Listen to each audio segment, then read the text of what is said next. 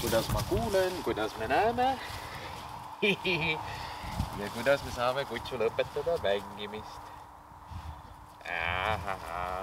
Viskame. Meil on rihm igaks juhuks küljes, siis me saame ta meelitada paremini enda juurde. Kas või natukene niimoodi vaikselt tõmmates. Tule, ai kui tubli, hästi. Keesi hoiab kinni, keesi hoiab. Anname ilusti haardi, Seda saab ilusti kinni hoida.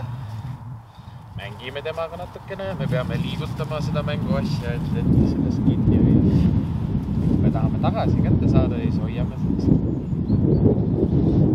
Nüüd tagats tähelepanu, meelitame, ei anna talle aaretsema. Ei saa kätte, viskame. Võtame nöörist kinni. Siis saame ta enda juurde meelitada sellega. Ai, kui tubli. Ja siis mängime temaga enda juures. Anname talle natuke parema haarde. Kus tal on parem kinni hoida. Kuna ta on 4-5 kuune, siis ta vahetab hambaid ja võib-olla sa poiss, kui tugev sa oled. Ta tahab jälle ära minna meie eest. Tule siia. Ai, kui tubli. Hästi. Väga hea.